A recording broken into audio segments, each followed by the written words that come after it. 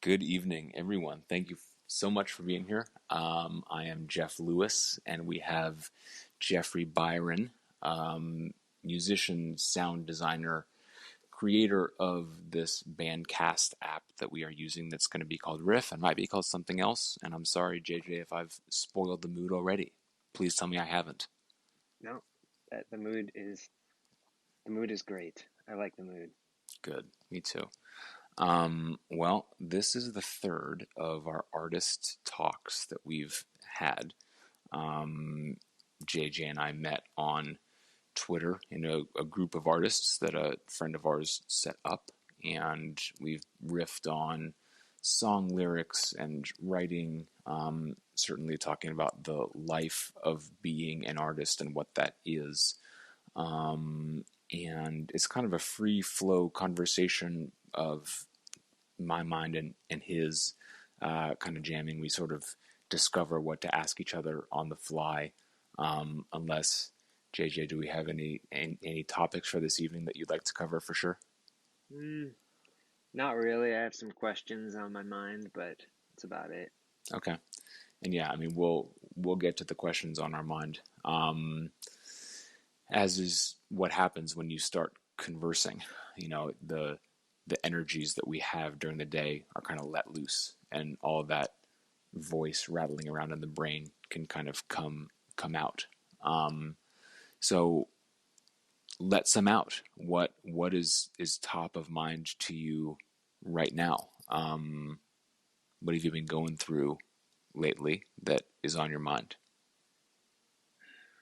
Well, what's been going through my mind is so I guess I have a question, and that Okay. is there anything that you do regularly that you don't want to do to keep you creative and inspired? Is there anything that you do as like a discipline, like Mm-hmm.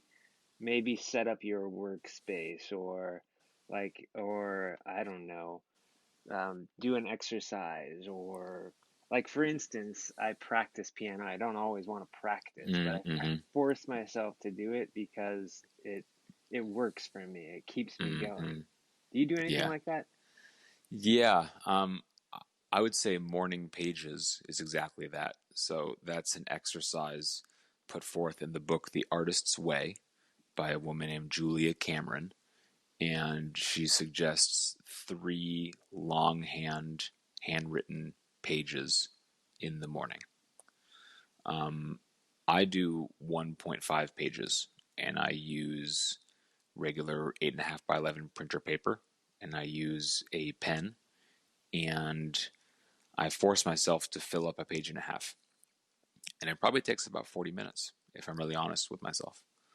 Jeez, that's a long And time. it is.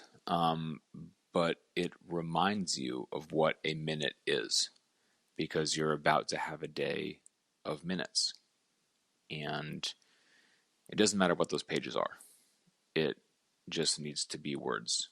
And, it's funny. I mean, I don't write by hand professionally, but if I think back about how I came to writing, I guess it was when I was a child in school. But anyway, yeah, today's morning pages I didn't want to do. I wanted to give up. I wanted to say, no, that's fine, it's enough.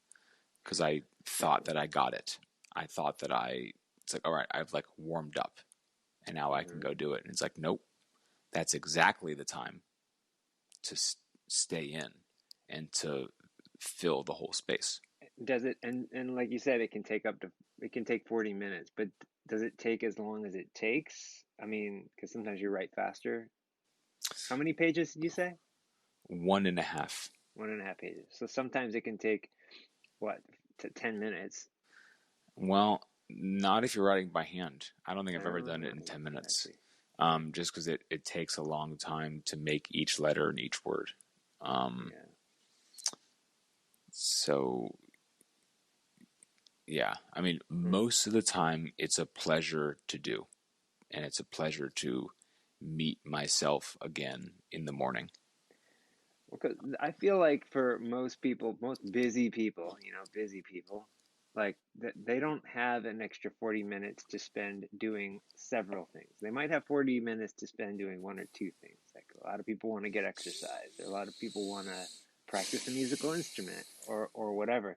You find that this is something that's critical to staying on top of yourself, not It's just as an artist, but as a person. it's critical because it teaches you how to want. And I mean, it's, I think, very important that you do it first and that you do it before anything else. I mean, I stretch first. I wake up and I stretch. I'm almost 34 and I can feel that this is when the athlete's peak starts, or has already fallen drastically Probably. and is now in free fall, um, because your back hurts and you're heavier to move around and you can't go as fast as you used to.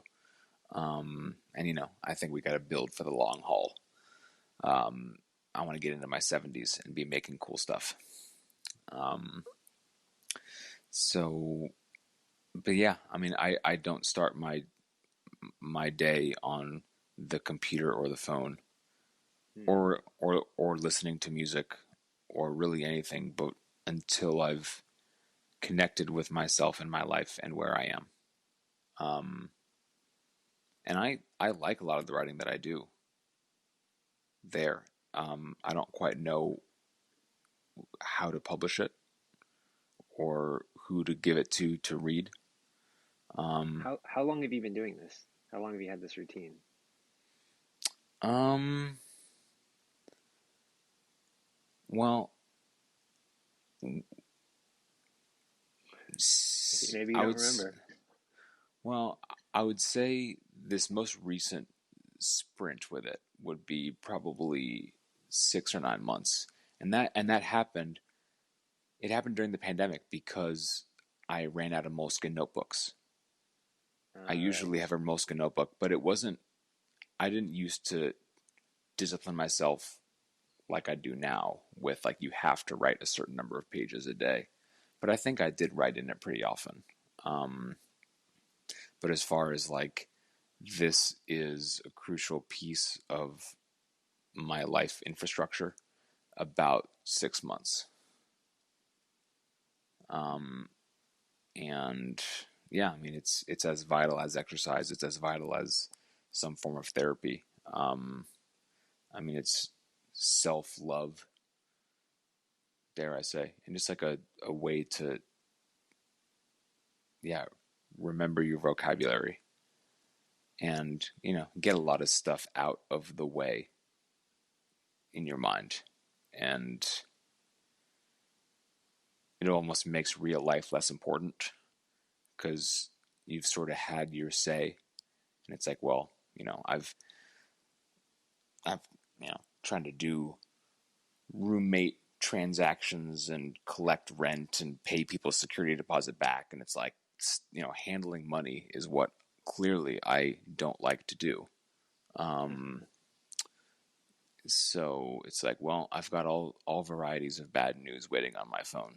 Um, but if I can get my morning pages in Hmm. and done, it's like, even if everything goes to hell today, I've been a writer.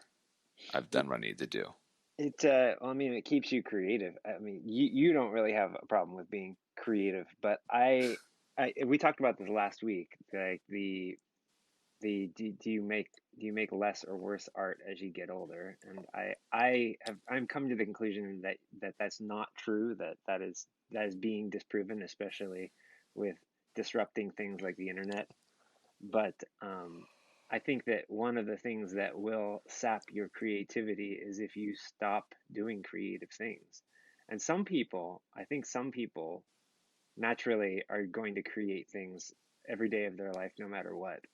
But some people love to do it and don't do it enough, or maybe they don't indulge. Maybe they don't indulge in it. And Hmm. indulging isn't always something that you want to do. It's indulging a part of you that you know that you love, I guess I would Mm-hmm. say. Mm-hmm. I mean, because I know that I'm happiest when I'm creating something. The happiest I am ever The Hmm. happiest moment is the most selfish moment too. It's a mixture of pride and excitement that I just created something that I loved. Hmm. And that's like the happiest I've ever been. The moments in my life where I remember being the happiest, they're being alone and feeling this way. Hmm. Um, and so I know that I want that. I always want that, but I'm not always giving myself the time to do it. I'm not always allowing myself uh, to do it, and I'm not forcing myself to I'm not forcing myself. Forcing is a weird word. I'm not I'm not putting myself in a position to have those moments Hmm. as much, I think. Then again, you have to ask yourself, well, I mean, like, kind of always creating if you're a creative. I mean, I created this app, so I'm creating something, right? Yeah. Spend a lot of my time working on this. Mm. And we're creating a show here, an Yeah, episode. yeah, totally. I That's mean, I really wonder what is what doesn't qualify as creating. Because I think even the most boring thing, I mean, using the bathroom is a creative act. Um, doing the most mundane office job one could imagine, even dial it back to the film Office Space, like stapling TPS reports, you're creating because you're making a change happen in the planet. You're moving around resources. The way that you're living your life and doing your work condones, and people don't think about it this way, but like it condones a system of labor and command and control and power and all sorts of variety of things, and you're complicit in a system and a way of being human on the planet and a way of being a culture, and that's a creative act, and you're choosing to do it. um well, I don't know. I think that we probably there's a problem with the English language in that words can mean so many different things. And I think that yeah, you can so you could say that the joy that I'm talking about comes from the reaction to what I've created. And if I'm creating anything, even when I go to the bathroom, if I can teach myself to feel joy, even at that, then that's wonderful.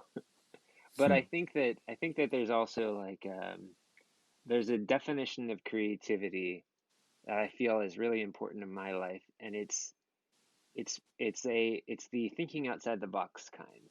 It's it's the kind where all of a sudden I go, holy shit, like that came out of my mind. I didn't even think that was possible. And then that makes me giddy for some reason. It's like surprising myself. Yeah. And that's different than the creativity when you're stapling TPS reports. Yes. Hmm. Yeah, I don't know. What is creativity to you? um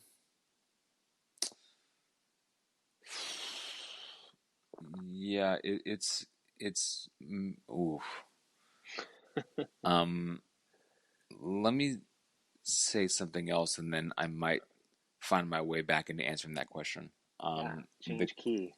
comedian Patton Oswalt. I was just listening to an interview with him, and he talked about going out on stage and not thinking about what he's doing, which the painter Jackson Pollock also talks about. How that when he's in his painting, he's not aware of what he's doing. He's just kind of in a getting acquainted period with the painting, and it's an easy give and take, and it comes out well if he stays in his painting. But when he loses touch with the painting, then it's a mess, then it's awful. But if he's in his painting, it's it's fine. um I feel that with writing, that when I'm when I'm like when I'm in my life and I'm thinking about my life and I'm thinking about my writing, everything's wrong, and I'm behind. I'm screwed. I'm not doing enough. I'm doing it wrong. I have the wrong ideas about my work, my product, my audience, where it fits, how it's going to get paid for. I'm wrong about all that. Everything's wrong. But when I'm writing, all that goes away. And I have all the answers. And it's clear. And I'm as good as I know that I am. And it's obvious that I'm that good. It's obvious that I'm one of the best ones that's alive. Because nobody could have put in more work than I did. And it's just a plain old fact of just the amount of time I've spent and how hard I've worked on it. And it's like, when I'm doing it, I'm as good as I know. And I can see it all. But when I'm not, and I'm worried about it, and I'm thinking about it, then my life's a mess. And so, to answer what is creativity, it's choosing to be as good as you know you can be, and just going and doing it, and building your life. Every little gesture and impulse needs to be built around serving your practice and giving the best of you to it, because it serves others, right? You use the word selfish, which is an important word. And, several friends I have who I share my thoughts and my work with, they sometimes call me selfish. And it's like, well, I do it to understand everyone. I go so deep in the self, not because I'm so interesting, but because the self is the vehicle to the universal voice. This myself is a passport to yourself. And if I really get deep down enough into my programming and my voice and my thoughts and my feelings, I know that the same ones that are in you right now. And that if I can sense from the tips of my fingers to the bottom of my toes what it's like to be in my body and my soul, I know it's the same for you. And I can speak directly to you, and I'm doing it right now. And I want you to tell me if I'm speaking your inner voice right now.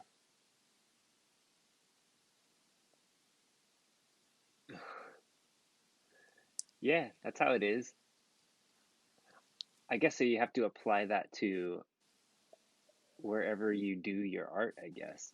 Whether that's in your head throughout the day or whether it's with a pen and paper in front of you. Things like that changed a lot for me when I started using a dedicated workspace, probably like 15 years ago, which we talked about a bit last week. It was like having a workspace, which is both a mental thing and a physical thing and everything. That context shift. Yeah. Yeah. Yeah. But I do the best. I do my best work when I do my best work when I least expect it. Huh. Say I more about that. I mean, like it's it's my I never know when I'm gonna have an idea for something, and it usually comes at a time when I'm like not in a great place to put it down, whether it's Hmm. something I'm thinking of that I'm writing, or it's a melody, or um, a chord progression or something like that. It'll happen in really odd places and odd times. That's when I know that I'm in a good I'm in a good creative state of mind, when I'm thinking of things throughout the day. Mm-hmm. Actually, there's music playing in my head all day long, but sometimes it's like it's aimless humming, and sometimes it's a really really great catchy idea, and sometimes it's somebody else's song, sometimes it's a Beatles or Beach Boys song, sometimes it's that same dumb earworm that will play through my head over and over again. But Who's? when it's some Go ahead, when please. when it's when it's when it's something that is original, and by original I mean haven't heard it anywhere outside my head, that's when I'm the most stoked. And when it comes back to me several times, that's a really good thing because that means it's good enough for me to share with other people if I've thought of it Mm, several times. hmm. Hmm. What's the earworm? You know what? I I couldn't I couldn't tell you what it is right now because it's not in my head. Um, but it's probably something. It's it's probably some melody that is so generic that it could be either a Beatles or Beach Boys song. Can you Um, sing it for us? no, I can't. I can't right now. I'll if it happens tomorrow, I'll record it. I'll sing it and record it, and I'll play it next week. How about that? And if it happens later in this call, feel Yeah. free to stop talking about what you're talking about or interrupt me and Well, no, saying, it it's the won't happen. earworm. Yeah, Okay. it won't happen because it only happens when I'm really in a flow of things. It's like it only happens when I can't do it when I'm in conversation with somebody. I'll Hmm. have to like really forget that you're talking for me to do it, which might happen. Well, yeah, and I mean, like that's that same Patton Oswalt thing of like you go on stage and you stop thinking, and you you make a discovery on stage with the audience, and it's a surprise to both of you. And this is the same thing David Bowie said. You know, he was talking about the internet in the '90s and how he saw it all coming, and other people didn't. He's like, it's going to change what mediums are all about. And art really becomes a place for communal demystification of both the artist and the audience. And it totally breaks down traditional, you know, authority structures, you know, like listening to NPR on the radio. And it's like they're the broadcasters and you're the listener and you can't talk back. But in a real artist audience relationship, it's the artist is giving himself away to you, the listener. And just like we were talking about last week, it's like lyrics are an infrastructure that you can, that the listener can put their soul in and see themselves in and kind of hang themselves on. And it's like, yeah, it's like you're both trying to figure out what it is to be human and how to keep going when there's all these reasons not to. Um, the author Maya Angelou talks about that as well. It's like, how do we go from darkness to darkness? How do we keep going, and why should we keep going? What's going to get us there? What's going to make us want to push through to tomorrow and tomorrow and tomorrow and tomorrow? Right? It's easy to talk about making it to 70. It's a lot harder to wake up tomorrow and stretch and write morning pages and go on my computer for 4 to 5 hours, um, and hope something good happens and hope I push myself forward. Um, Luckily, I don't have spouse or kids or real job, that I need to go do. Real That's in the job. that's in the way. Um, so my life is, you know, me versus myself, and that can play out in a variety of ways. You know, writing and singing and conversation and reading and listening to podcasts and trying to collaborate with people. Um, Do you feel like not having those things that you just listed, like, are those, is that good or bad? How does that affect what you create? um, well, um, it's not good or bad, but I think it is what it is, and I need to embrace it. It's like, well, clearly I'm in this stage right now where I'm meant to be focusing on my creative work and who I am and what I can bring out of myself. Um, if that was meant to be a smaller part of my life and my time, it would be. Um, but right now, it isn't. It's the whole thing. Um, it does make me unrelatable because I don't have things holding me back. Um, and I'm probably too intellectual and conceptual about love and about work and about responsibilities. And I can probably piss people off because I'm so free of those in a way. And I'm kind of self righteous about it sometimes. And I think a lot of people don't like that. And I think it's easy to hate me because I think I can remind people of what they don't have. And that may be like the most purely arrogant thing I've ever said. But I think, I mean, again, it's like if this is where I am in my life and I'm this committed to being an artist and being a writer, it's like, well, you have to be what you are and go all the way into it. And it's like maybe they need a pretty white guy who they hate. And that can be that as a service. And I can treat that as my real job.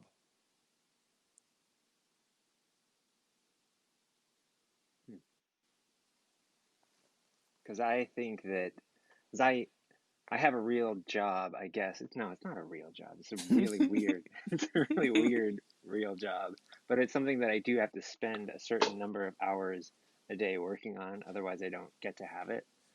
Um, you know, I have to work really hard to tell people that they need to hire me to make their music for them. It's kind of, it can be soul sucking, but you know, in the end, it leads to good things. But that's kind of my day job. And then if things go well, then I get to actually make the music, and then that. So I consider like it's kind of like having a relationship. It's like you got to get through stuff that's might not be that great, but most of it is really awesome. And the daytime things is just part of the relationship that it holds it all together, I guess.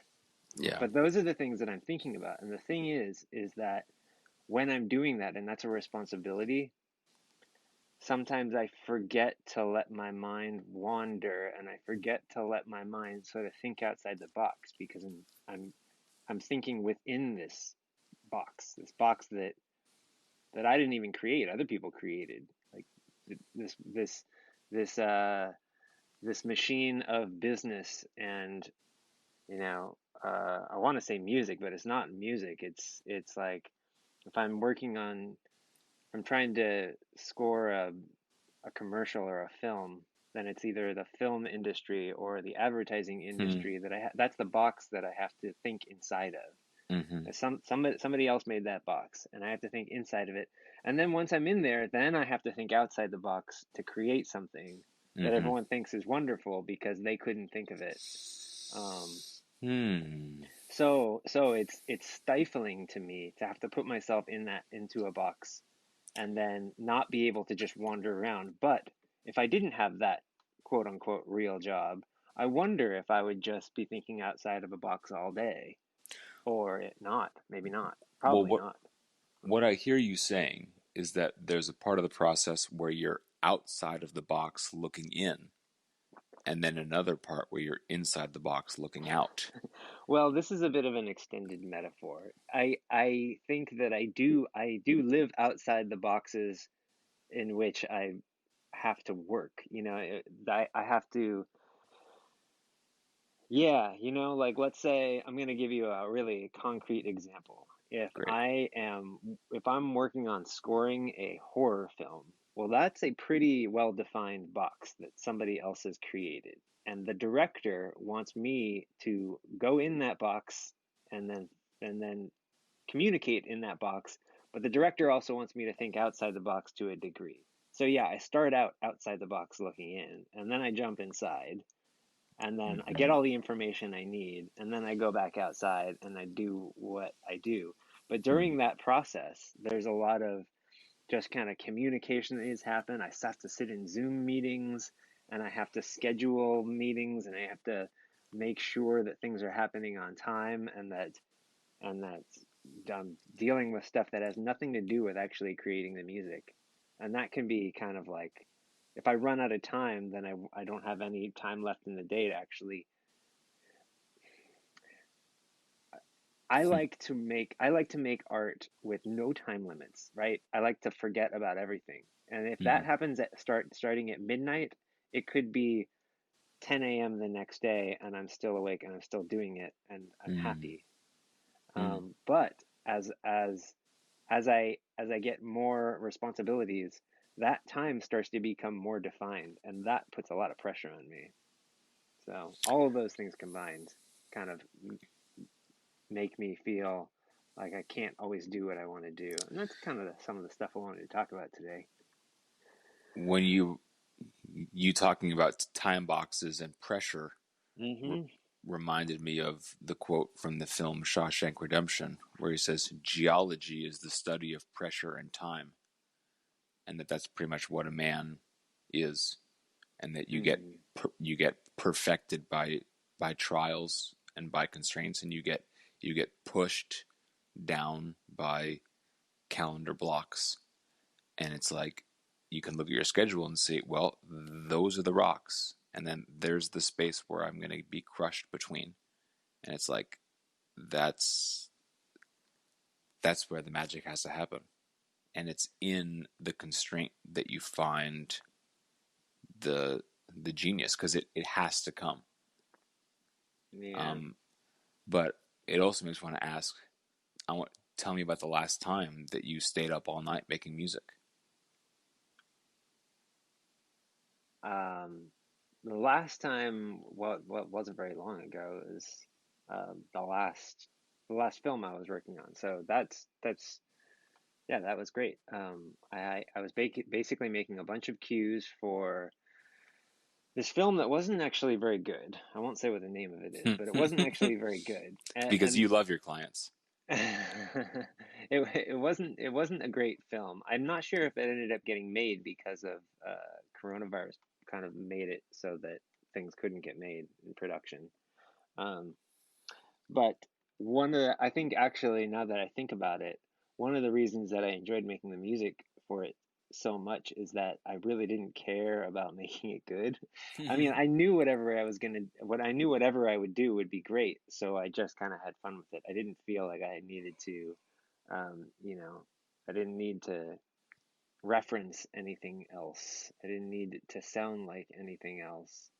So that was it. I could actually spend all night just making bizarre sounds that tickled my brain, and then think about how they could express emotions in this film, which is a really fun thing to do, is to think, this is a bizarre sound, what emotion does it convey, and then paint by numbers from there, basically. Paint your numbers. Paint by numbers. I kind of have this theory that films are often just paint by number when it comes to music. And that is like my most basic job as a music composer for films. And I know this is wildly simplifying things, but it's my job is the music does several things in a film, but the most important thing it does, in my opinion, is it tells the audience what to feel. It tells them what emotion to Mm. feel. It's like having a friend sitting next to you in the theater whispering in your ear saying, "And now feel happy, and now feel sad, and now feel terrified." You know, like that's kind of what the music is doing. It's like another actor that's not on screen that's like making you feel a certain way. It's the most unnatural thing to be in a film, actually, while we're talking about it. Um, I know I said that I have music playing in my head all day, but music is not something that we have as a score to our lives in reality. It's something that makes it's an emotional connection that we have. And that's what makes it so special. So in a film, I can easily go through a film and pick out the emotions and give them English words and say, that is fear, and that is anxiety, and that is jealousy, and that is um, hope, and that is happiness, and that is joy. And then I can go through and think, how do I create all of those in music? And I can do that by the book. I can do it straight out of the music theory textbook, or I can stay up all night and make weird sounds and think that's how I would do it. And I can do it either way. So that's what I mean by paint by number when it comes to making films. Hmm. I should probably say that for anybody listening who is like, no, music is more than just emotion in film. Yeah, it is. It's a lot more things. It tells the passing of time. It sets the world that you're in. It creates the setting. It can often do other sound design type things. But I think its most basic function in film is to tell people what emotion to feel. So, That makes me want to ask a perhaps bigger question: is can people be told what to feel? no, not, of course not. But they can be, you'd be surprised how malleable people are when it comes to, especially when it comes to film. Because people usually go into a film wanting to be told what to feel. They usually want Hmm. to be manipulated. They're Hmm. ready for it. And if they're not, then they're not going to, probably not going to enjoy the film anyway. Or, Be- yeah. because at that point, it's more about them as a viewer and their readiness for a piece of art, as opposed to the piece of art itself. Yeah. And Hmm. I still think that cinema mostly is entertainment rather than an intellectual art expression. Of course, we could argue about that for days. But I think for most people, they want to be entertained. They want to turn on Netflix and and and, and go on pause for a while. And in those situations, man, it's just so easy. Hmm. When I used to tour and perform live, most people that came to see our band that liked us, they were just so easy to play for. It was just so easy to get them to be happy and scared if I needed that emotion in a show. Hmm. Um, but if they didn't know our band, and if they didn't want to see us, if they wanted to see the headlining band, not the opening band, then sometimes they would be impossible to convey emotions to. Sometimes it would be impossible, and there was nothing that we could do, and that's fine. Then we would just really disappoint them, and we'd enjoy that too. Hmm. All right. You maybe want to ask about Netflix and people turn it on to kind of like dissolve from their lives and sort of take on other people's personalities as a relief from their own. And it brings me back to what it means to be creative, which is you're never really off. Because if, like, when you watch something and someone else's creativity, you sort of have to be watching what they did. Um, you sort of never get to be just an audience member again because and I don't know, maybe this is something I need to get over. It's like when I see somebody doing their work, I'm always thinking, "Damn, why didn't I do that? Why am I not doing that?" It's like, God, they see what being human is so Hmm. much. Why have I not seen that? Do you Um, do you mean maybe you can give me an example of this? well, yeah, I mean, watching a film, Uh-huh. it's like, why didn't I think of that? Or what does this director see? Or what does this screenwriter know about men and women? Right. Or, Okay. So this is something that I think every musician, every music composer, every everyone that I know has come across a version of this, which is um, which is kind of like a form of jealousy almost. Uh, it's like being when you see somebody who is so talented at their musical instrument, it makes you think, why am I not even trying? Why am I even trying anymore? Or why didn't I think to do that? Why didn't I think to play the guitar upside down like Jimi Hendrix or whatever? Like it's such a simple thing. Why didn't I think to do that? And I think that I know that every musician has those moments. And oftentimes that's when you are really looking at, that's when you're, that's when you actually, it's a good thing because that's when you know you are really, really into your art and craft. That you're thinking about things on another level. When I have students, I usually try to get them to listen actively. Like no more listening passively. Yes, you know when you love or hate things. That's not important anymore. What's important now is that you are listening to how people create things, how people created things, and what they do to you when you hear them, what they do to other people when you hear them, rather than just turning your brain off and watching or listening to something, which is still has its value, of Mm-hmm. course, but to listen, that's listening passively to something. Well, I don't know yeah. what it's like as a writer, but there's probably some version of that.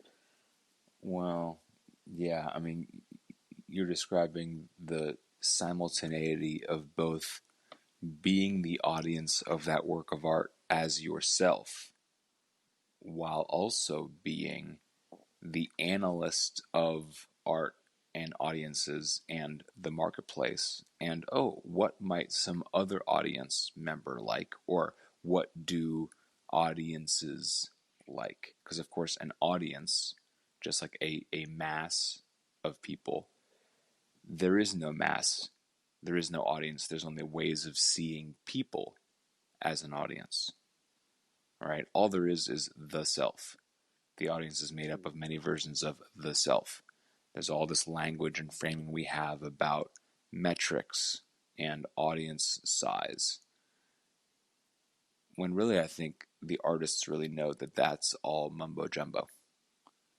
I mean, sure, it's a way of looking at it, and we could go up into the towers at NBC Universal, and we could look at the spreadsheets and look at the projections and be in those meetings.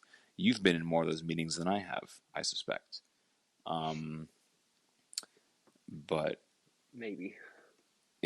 it becomes clear that those people desperately need real artists in their life, because if not, it's just counting beans and counting brands It's and all. amazing. It's amazing. Yeah, and the thing is so many young artists don't realize how much they are needed. Oh my God, it drives me crazy. Mm, Because because especially when you're young and you're an artist or you're a creative person and you've been told for so long that that's just not a way to make a living, or it's not a way to not a way to live your life, or you can't fall back on that, or whatever stupid thing your parents or teachers told you. It's like, man, they're so wrong.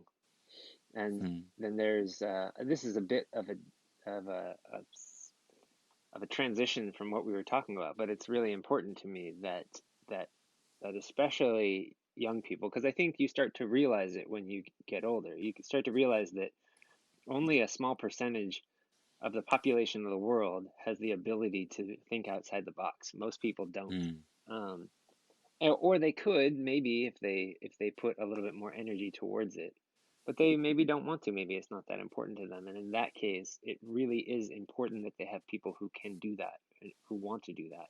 mm, And those meetings, when you say you can look at the spreadsheets and you can look at the charts and the money that comes in and out and the people who just see that, and when they hear a song maybe and they think, is this a good song or a bad song? They're thinking about, well, can it make a lot of money, or can the or are people not going to want to buy it, or whatever? I mean, that doesn't really happen anymore, but there's some degree of it. I think that those people would be so worthless without people who are creating beautiful things or ugly things, whatever. mm-hmm. Because yeah, when I listen to a song, I think about the singer's vocal cords, and I think about what it's like to sing what I'm hearing. And then you listen to the words and put together the sentences and what they mean, and it's like, oh damn, like, have you suffered like I have? I think you have. And then it's like, whoa, that's a full blown person over there that's just like me, and we're the same. And um, there's a quote I like a lot by spiritual teacher Thich Nhat Hanh. He says, "We are here to awaken from the illusion of our separateness." What do you think that means? Well, that other person is me.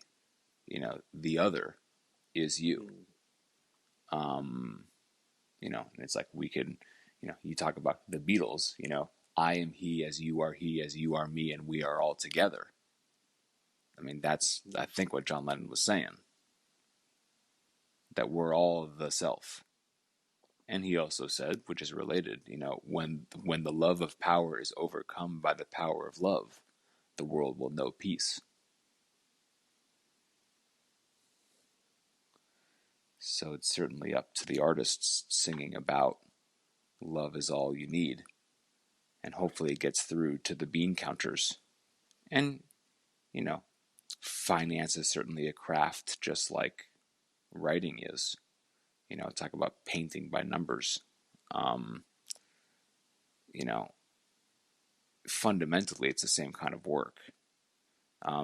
Though it reminds me of the Oscar Wilde quote. He says that when bankers gather for dinner, they discuss art, and when artists gather for dinner, they discuss money.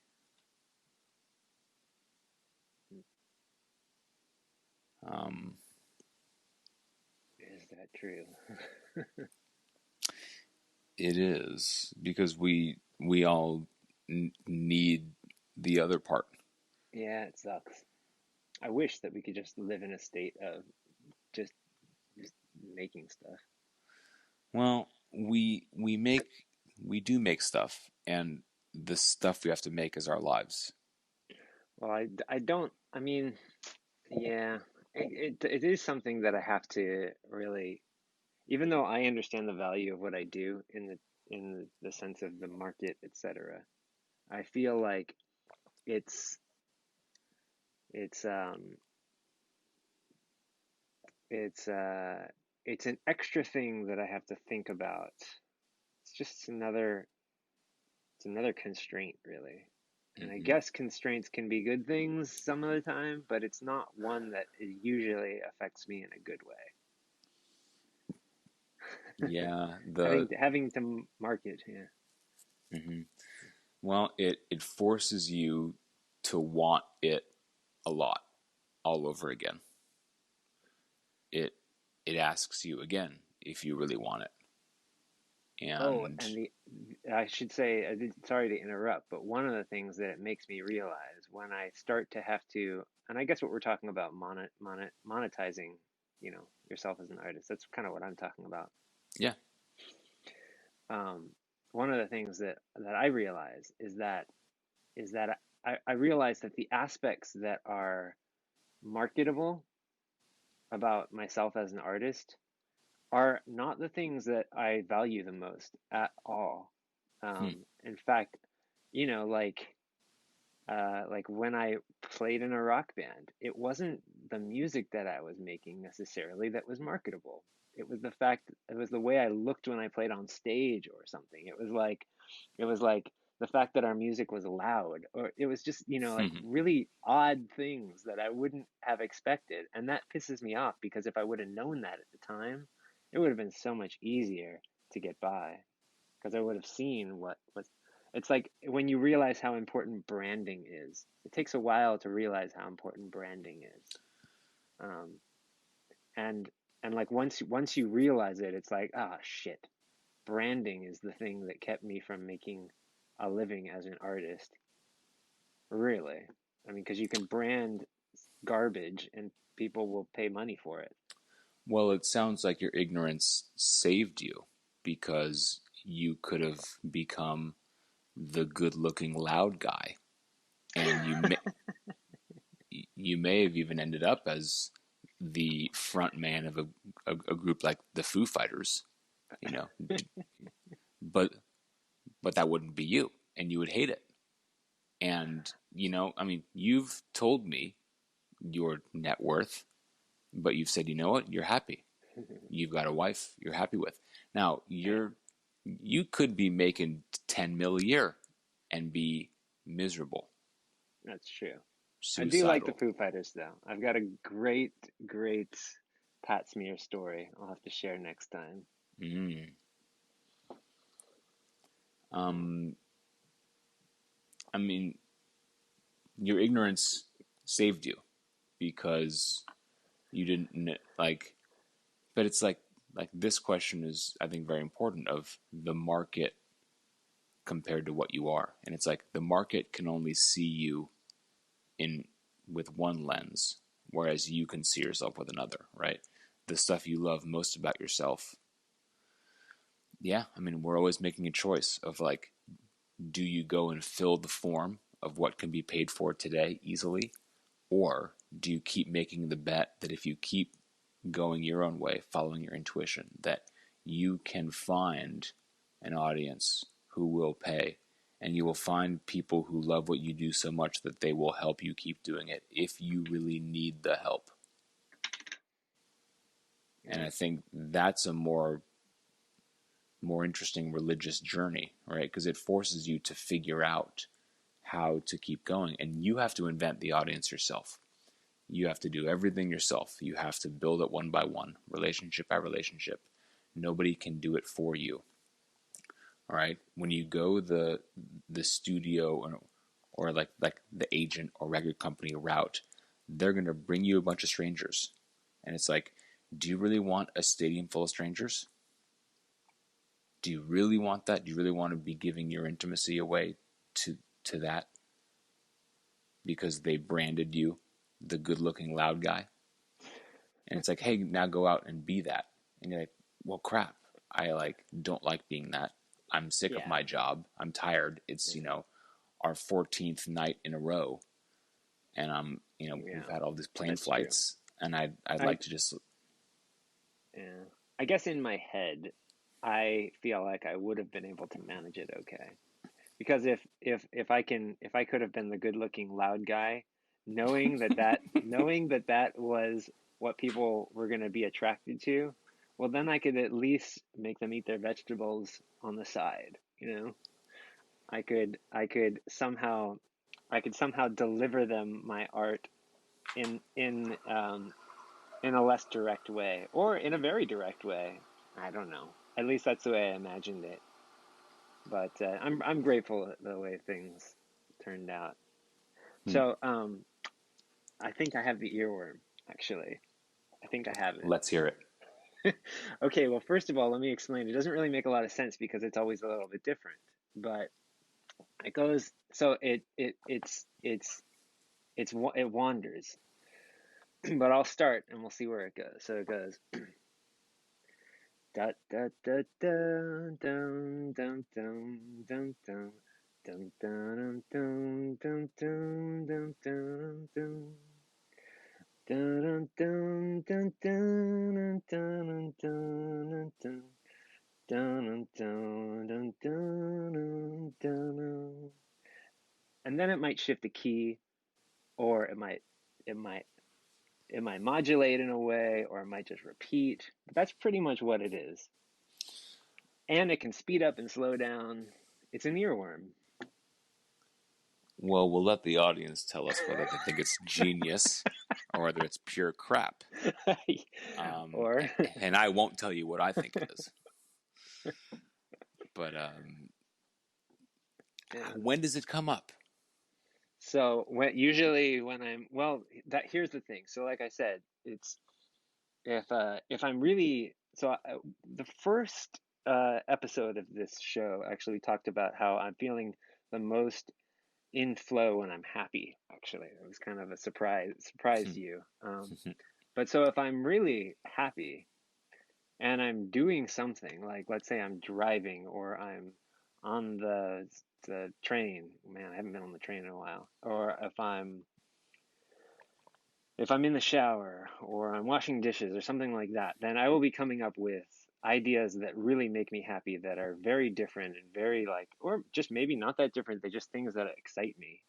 And if I'm not in that flow, if I'm just doing those things and I'm not that happy, I will get that earworm, basically. And it will just keep repeating and repeating. And sometimes it will go to interesting places, so like a song does. But yeah, so it's usually when I'm doing something that is not very interesting to me. Yeah. Well, like when I'm going for a walk or something. It's usually, so it's when I'm not doing something very interesting, and when I'm not really, when I'm not feeling that. I don't know. It's not happiness, because I could be happy and still have that in my head. There's a certain level, like I reach a level where I am coming up with ideas that I love, and they are very complex And I don't mean like I'm coming up with progressive rock ideas or operas and stuff like that. I mean like I will be thinking about the way the drums sound when they are recorded and the different harmonies of the vocals. Like my brain will go there. But sometimes I'm not at that threshold and I'm just in the earworm stage. Hmm. That's the best way I can describe it. You're also asking me to describe something I've never described, so I'm doing the best I can. You're doing great, and I'm glad. It's good. It's good to describe things. It's probably better than explaining them. Yeah.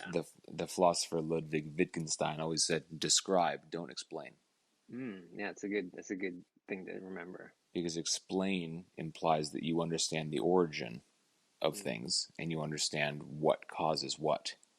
Whereas describing is just saying, "Here's what's so. Here's what's really here," and I'm not saying about what it was or where it's going, but here's what is here. And it turns out that that's actually much better to do because you're not bringing in your biases.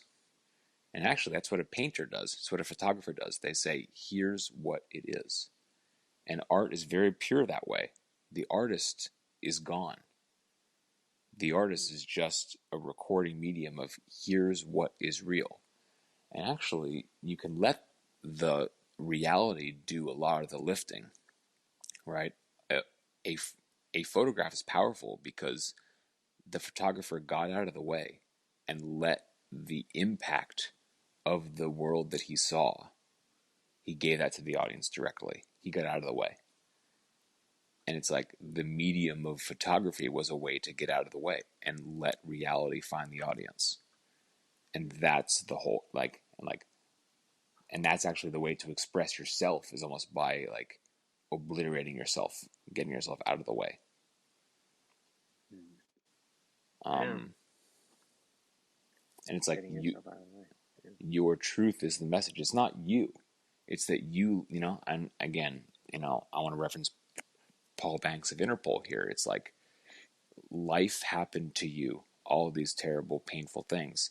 And now you're the storyteller of that. And it's not really you anymore, but your body has persisted. And so now your job as your current body is to tell the truth about what happened. But that self is kind of gone.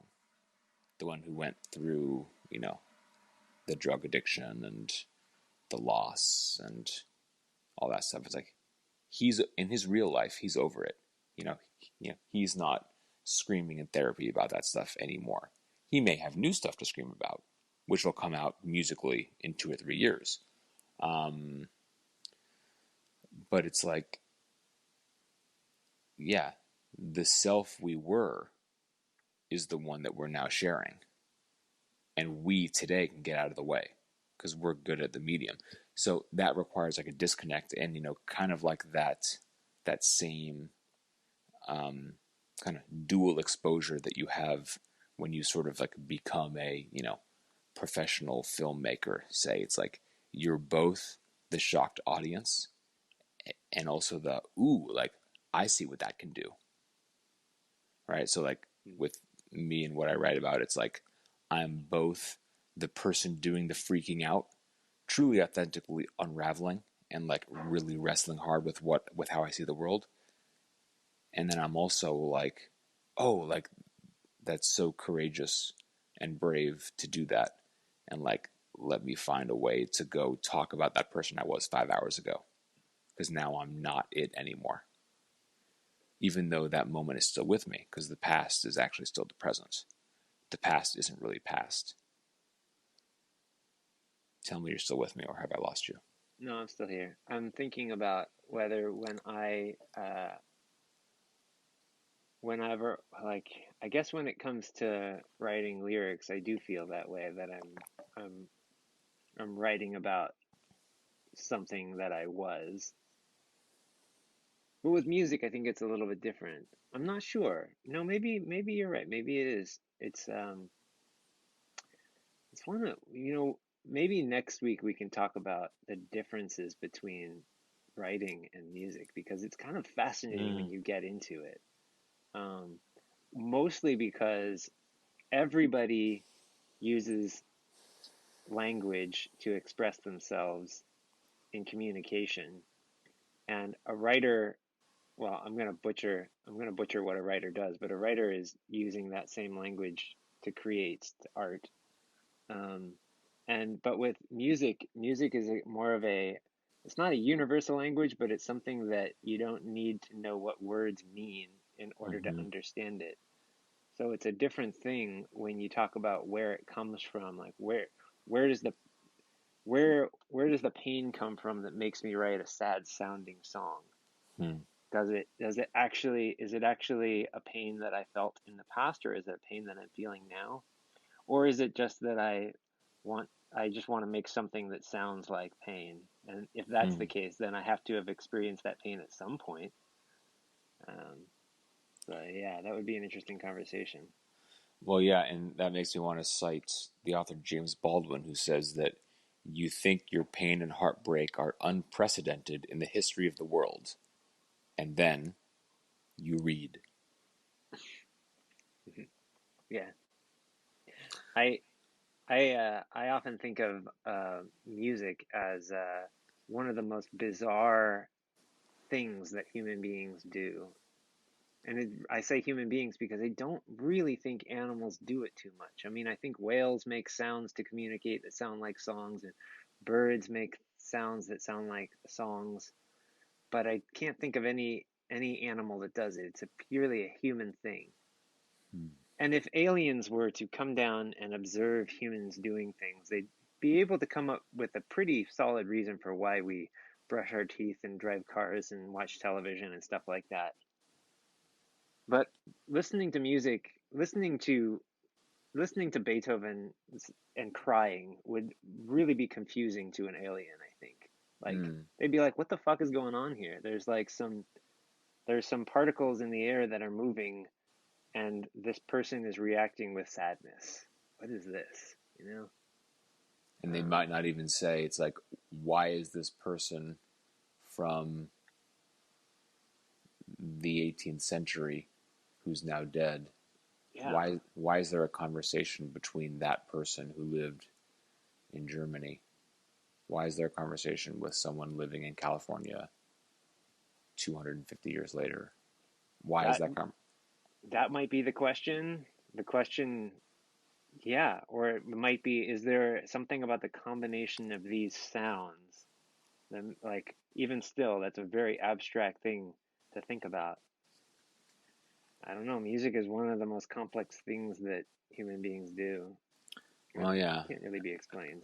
And I mean, so much is lost between Beethoven writing in ink on his staff paper and then either the MP3 or the streaming file that comes into your ears through the metal in the earbuds.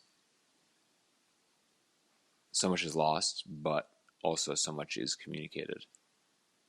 And that's not to mention the musicians who actually played the music, which is easy. It's easy to forget. But again, that's a different kind of artist. A classical musician, your job is sort of to get out of the way and let the music do the lifting, and you're there to serve the music. And it's not, and I've actually gotten in some fights with some musicians about this, how it's like not really your job to be yourself. It's not about you. You communicate the music. Well, that is a bigger conversation too, because I am constantly in a duality with that myself, because oftentimes I'm being called upon to both get out of the way and get in the way at the same time. Oh, cool. What an awesome conversation this has been. Absolutely. Yeah, we ended with more beginnings, Yeah. which I think is the best thing to do in any creative work session, and certainly any relationship and any collaboration. So, Geoff, thank you so much for jamming. Yeah. Truly a pleasure, and I really love what we keep discovering that we both know, and Um, yeah, super excited to share this with people who aren't us. So if you've made it this far in the recording, it means that you've listened to now 1 hour and almost 5 minutes of us talking. So thank you so much. Yeah, thank you. Thank you, Geoff. Shall I push stop recording? Yeah, let's stop.